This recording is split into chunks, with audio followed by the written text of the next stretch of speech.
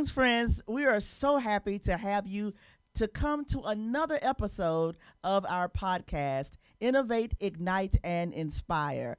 I am Dr. Flo Barbee-Watkins, lead presbyter for the Presbytery of the James, and we have with us our guest, Barbara Chalfant, who is also a presbyter with the Presbytery of the James, and she serves as the presbyter for congregational care.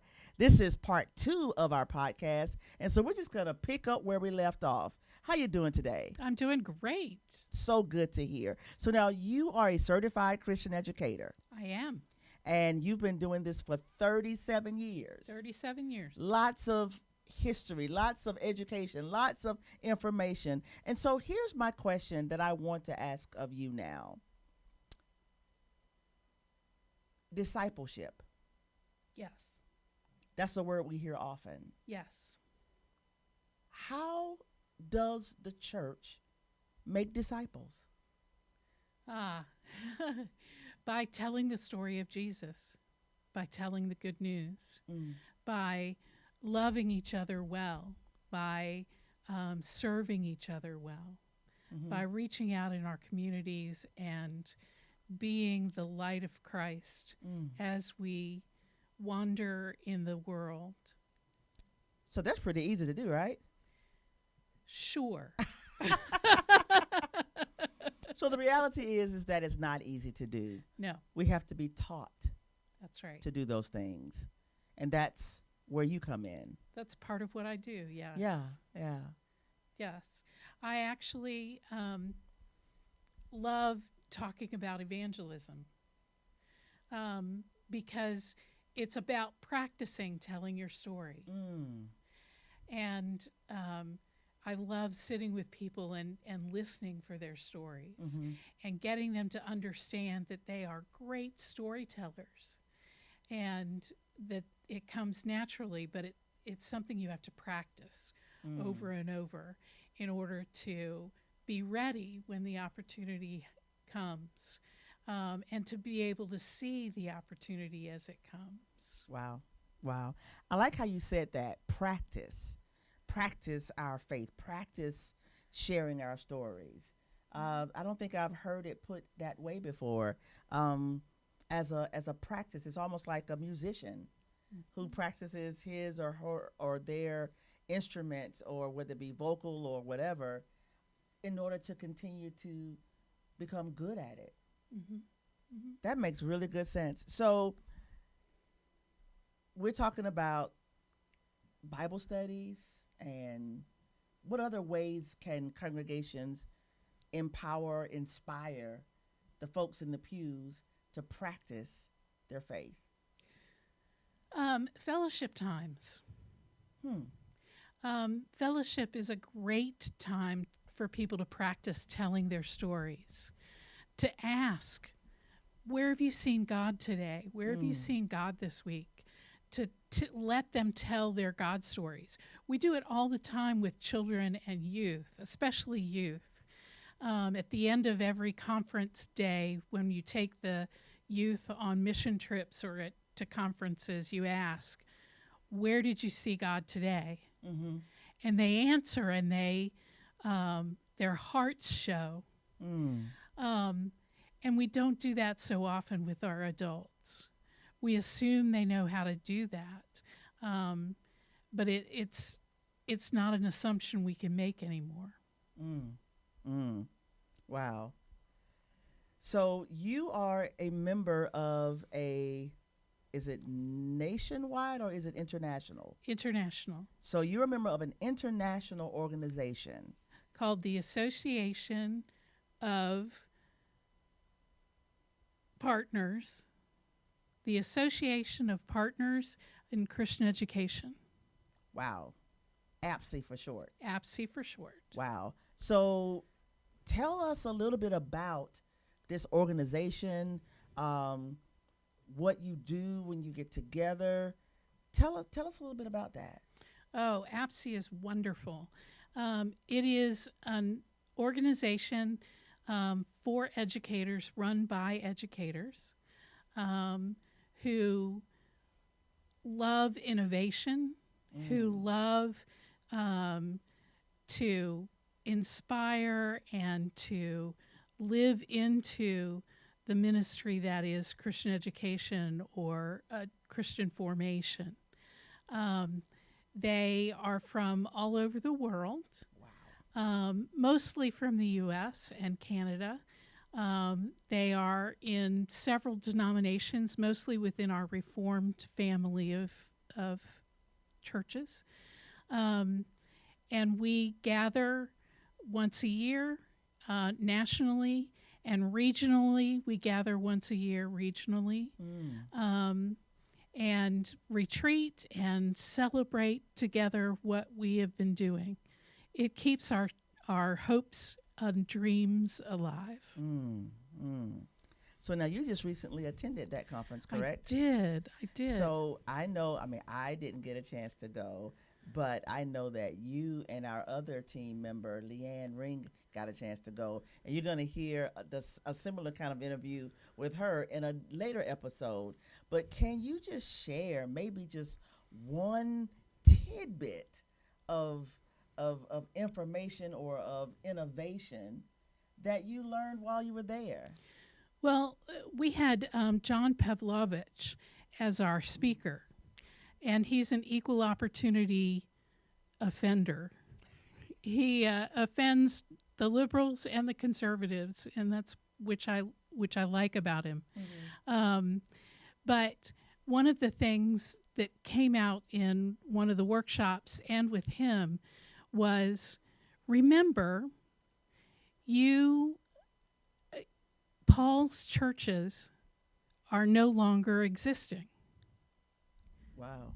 So remember, when you look at your own church, it may or may not exist in 7 to 10 years either. But that doesn't mean that God isn't there working hard and calling you to do new things. So risk. Make the risk, even if it ends the life of the particular church.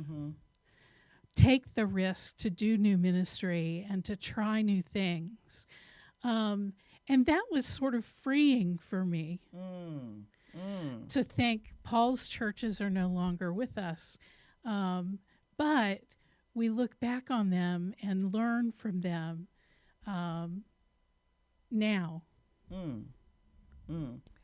So would it be safe to say that unless a church is willing to take risks, it, first of all, might not even be in existence in 7 to 10 years. Right. But if it's not willing to take risks, are we still being faithful? Oh, that's a good question. I'm not going to say whether a church is faithful or unfaithful. You will not get me to say that. But it sure is against the spirit to not take the risk, to not take the chance. Yeah. You don't have to say it directly, but I think you sort of kind of said it indirectly. I've often thought about, the path that Jesus takes us on is not a conventional pathway.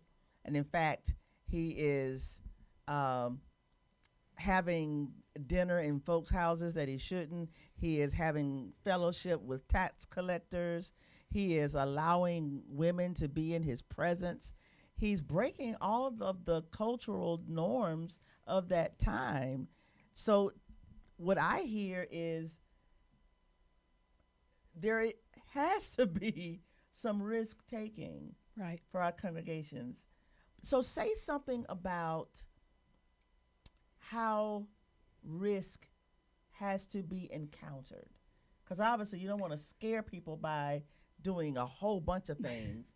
But if a congregation is willing to say, you know what, we want to get into some riskier thinking, and if it means that we lose ourselves for the sake of the gospel, then we're okay with that.